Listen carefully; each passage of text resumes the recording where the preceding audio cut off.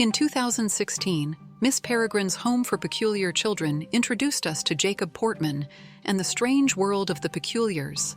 But that was only the beginning. In our first part, we recapped Ransom Riggs' original trilogy: Miss Peregrine's Home for Peculiar Children, Hollow City, and Library of Souls, where Jacob became a hero. Now, A Map of Days, The Conference of the Birds, and The Desolations of Devil's Acre bring new challenges, darker secrets, and a destiny that will change everything.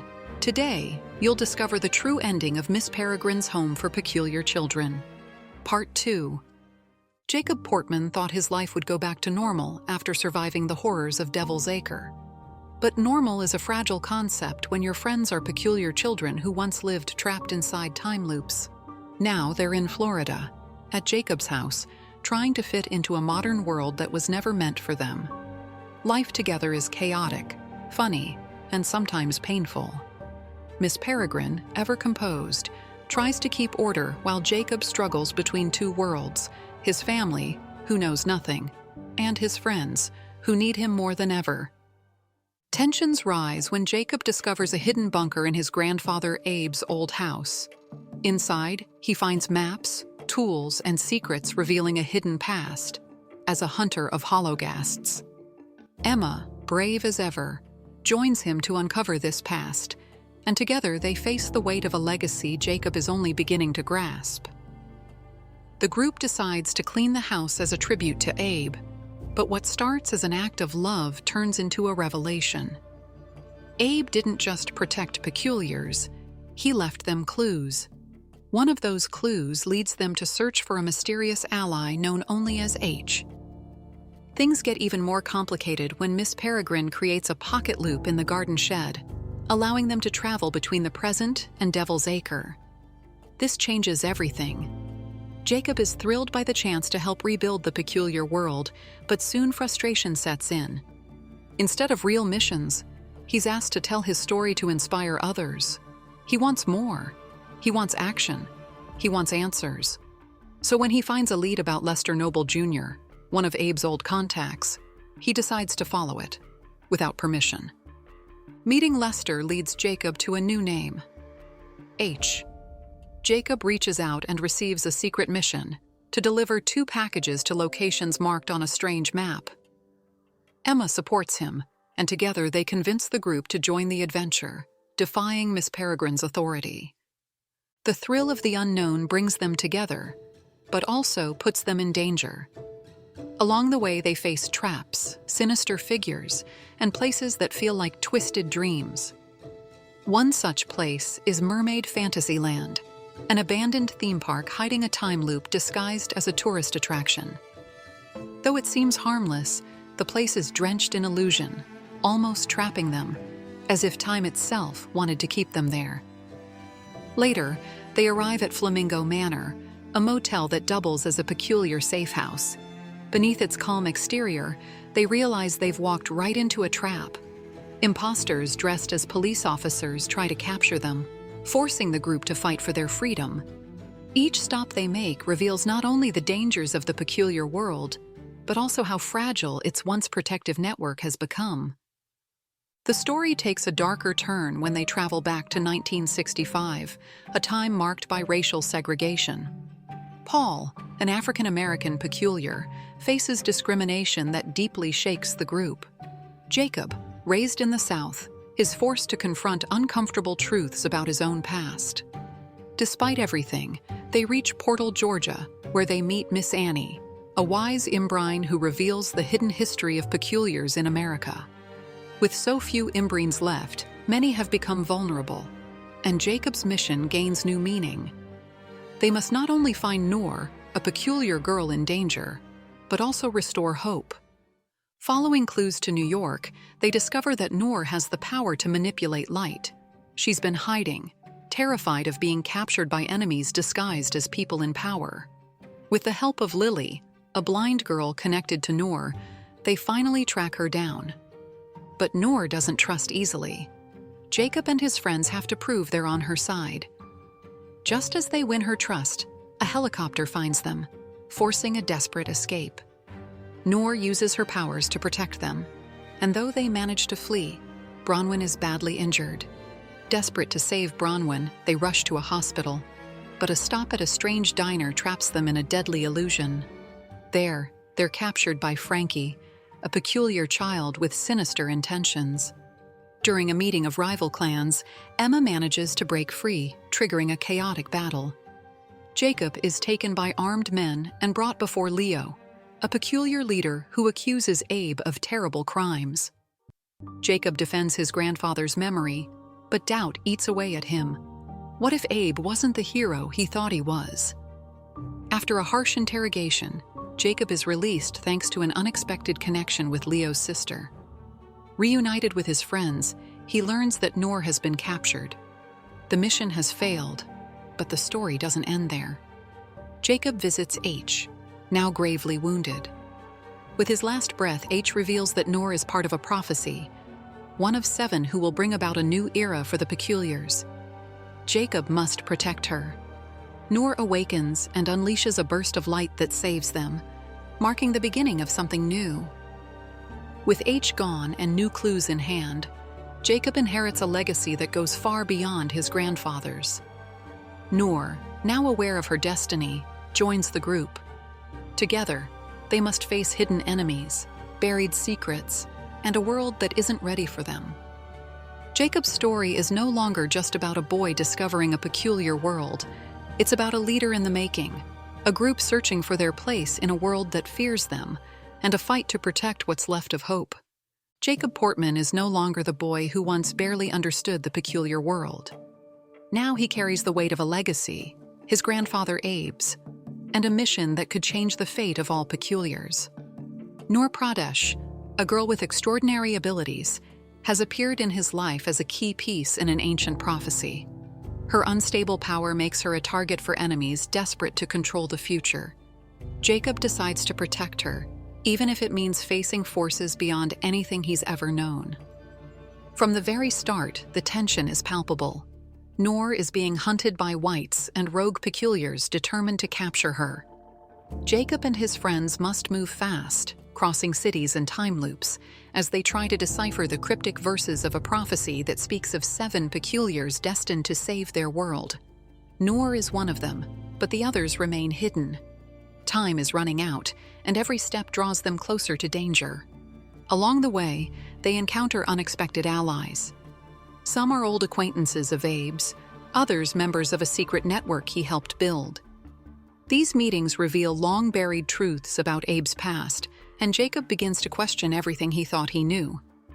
Was his grandfather truly a hero, or someone who made dark choices in the name of the greater good? Noor, too, carries her own secrets, and her personal story intertwines with the prophecy in unsettling ways. As the group grows stronger, cracks begin to form. Loyalties are tested, and not everyone around them is who they seem to be. Jacob must learn how to lead, how to make hard choices and trust his instincts. Emma, his partner through countless battles, stays by his side, though their relationship grows increasingly strained. Noor, meanwhile, begins to embrace her role in the peculiar prophecy, though not without resistance. Their journey leads them through strange and dangerous places. In a bustling Chinatown market, they hide among water tanks and shadows, while Leo Burnham's men hunt them relentlessly. Noor uses her power to shroud them in darkness, but fear still grips the group.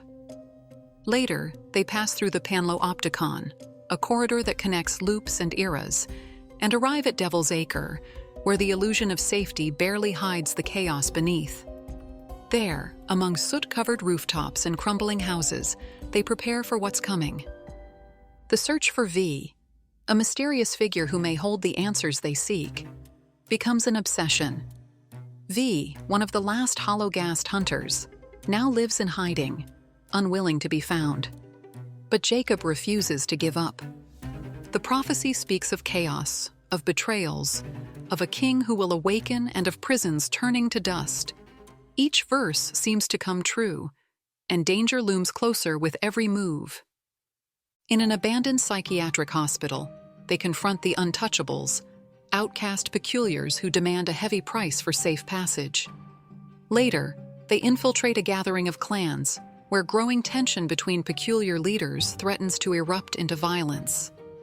Jacob tries to unite them, but old wounds and the fear of what's coming make any alliance fragile. The final battle is drawing near. Jacob and his friends gather everyone they can, fully aware that not all will survive. Noor stands at the heart of it all, her power growing stronger by the moment.